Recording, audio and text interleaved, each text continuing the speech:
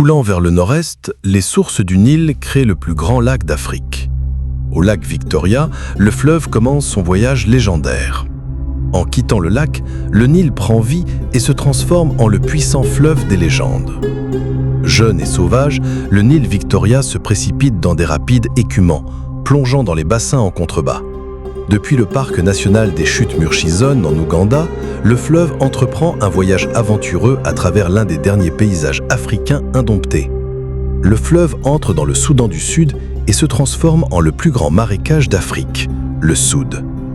Plus d'1 million d'antilopes se cachent dans le labyrinthe aquatique du Soud. De sa source en Afrique de l'Est au désert soudanais, le Nil traverse de vastes étendues sauvages. Une fois les chutes d'eau passées, le Nil continue sereinement son cours à travers le plus grand parc national d'Ouganda. Les hippopotames montent la garde sur le parcours du fleuve. Ces animaux sont comme le Nil, lents, tenaces et imprévisibles.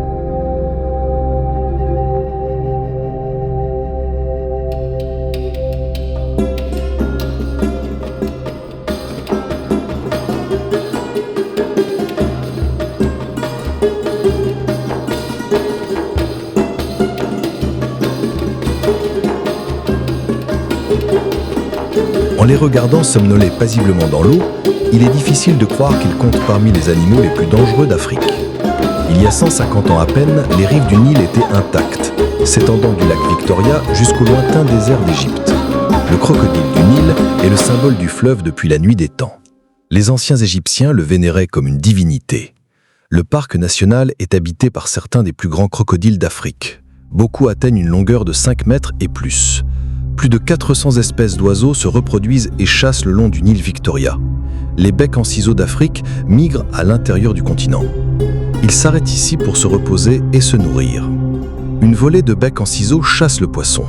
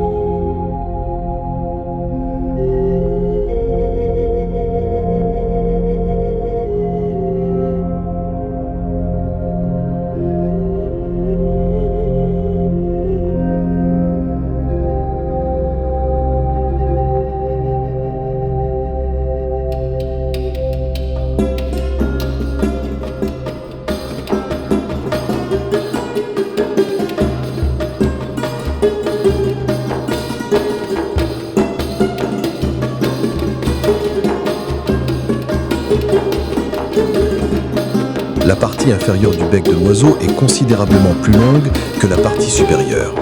La partie la plus longue est utilisée comme une cuillère pour pêcher de petits poissons dans l'eau. Une espèce unique et rare, ressemblant à une cigogne, se cache dans les hautes plantes de papyrus, le bec en sabot du Nil. Son habitat est limité à quelques zones marécageuses africaines. Ces cigognes d'Abdim sont étroitement apparentées aux cigognes européennes. Alarmées, elles prennent leur envol. Un géant a surgi de l'eau. Un grand éléphant mâle s'est retiré du soleil brûlant pour se réfugier dans la rivière rafraîchissante. Plongé dans l'eau jusqu'au cou, il savoure le feuillage. Pendant la saison sèche, les animaux luttent pour trouver de l'eau dans les prairies environnantes.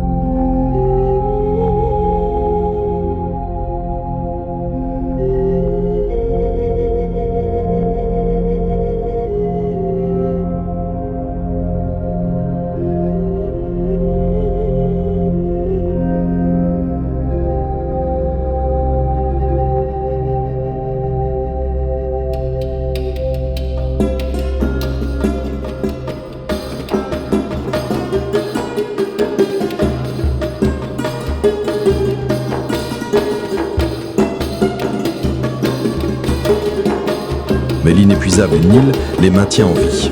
Chaque après-midi, le mâle nage jusqu'à une petite île pour se nourrir d'herbes des marais. Avant de prendre une bouchée, il lave scrupuleusement la boue. Sous le soleil de plomb, le temps semble s'être arrêté. Comme si les explorateurs à la recherche de la source du fleuve venaient tout juste de remonter son cours. Les aventuriers cherchaient le lac Victoria, le plus grand réservoir du Nil. C'est en 1862 que l'explorateur britannique John Hannings Speke découvrit enfin la source du Nil près de la ville de Jinja. Les célèbres rapides qui quittent le lac sont depuis longtemps inondés afin de produire de l'électricité. Depuis la rive ouest du lac Victoria, le fleuve se dirige vers le nord, traverse le lac Kyoga et serpente en direction du parc national des Chutes Murchison.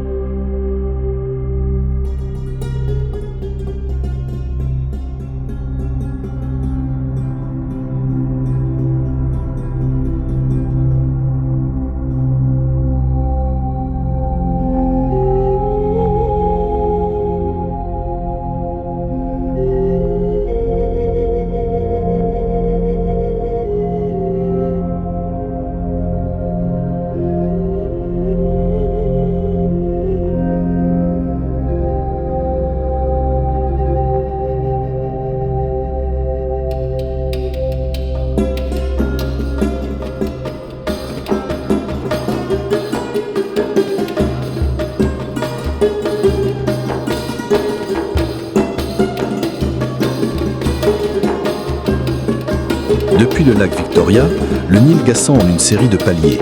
Même les kayakistes locaux chevronnés considèrent ces rochers et rapides dangereux comme une épreuve de courage. Nulle part ailleurs le Nil n'est aussi impitoyable et intimidant. Une île rocheuse divise le fleuve en deux passages étroits. 300 mètres cubes secondes sont forcés à travers un canal de 6 mètres. Ces passages créent deux cascades, les chutes Uhuru et les chutes Murchison. Le Nil plonge de 40 mètres. Les rochers projettent l'eau basse arrière et haut dans l'air. Les chutes Murchison offrent un spectacle titanesque. Autour des chutes, un jardin tropical s'épanouit grâce aux embraises permanentes. Les chutes Murchison ne sont en aucun cas les plus grandes chutes d'Afrique, mais elles comptent certainement parmi les plus belles. Le cri strident du pigargue vocifère est l'incarnation de la nature sauvage.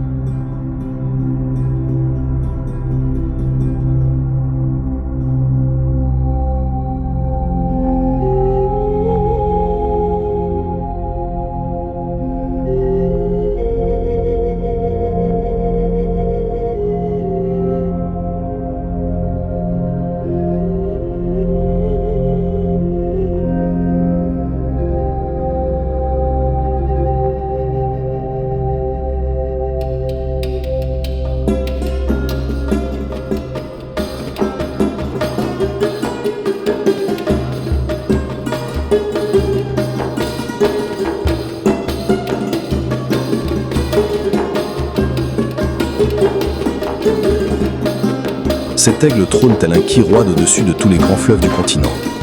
Représenté comme un symbole de liberté sur le drapeau de la Zambie, sur les pièces de monnaie du Malawi et sur les armoiries nationales de la Namibie et du Soudan du Sud.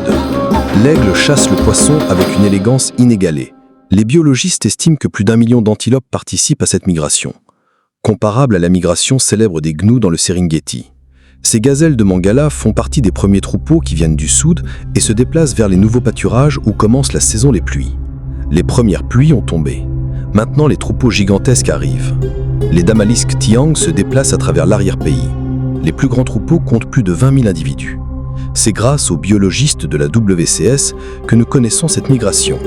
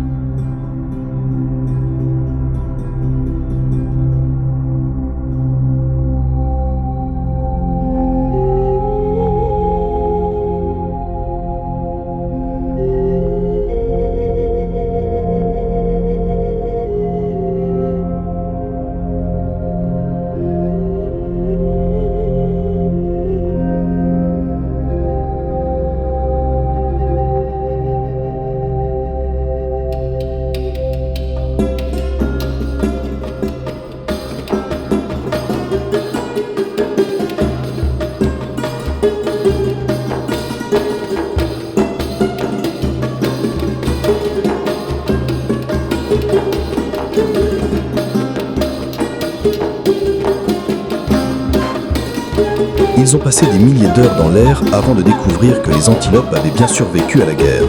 Même le chef d'équipe Paul Elkann a besoin de chance pour trouver la plus belle antilope du Nil, le cob à oreilles blanches. Les antilopes brunes foncées sont les mâles. Les femelles et les petits courent à leur côté. Plus de 700 000 cobs participent à la migration, un spectacle époustouflant filmé ici pour la première fois.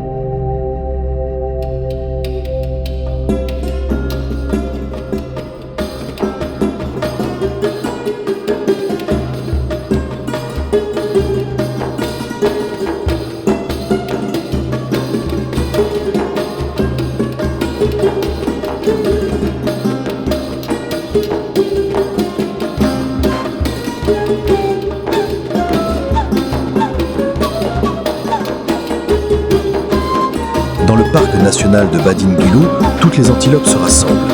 La réserve et la savane environnante sont pratiquement inhabitées. 40 000 km² de prairies intactes. C'est unique, même en Afrique. La grande migration est déclenchée par la pluie et le Nil. Pendant la saison des pluies, le fleuve inonde les vastes prairies du sud. Une fois que l'eau se sera retirée et que la graisse fraîche aura poussé, les antilopes reviendront.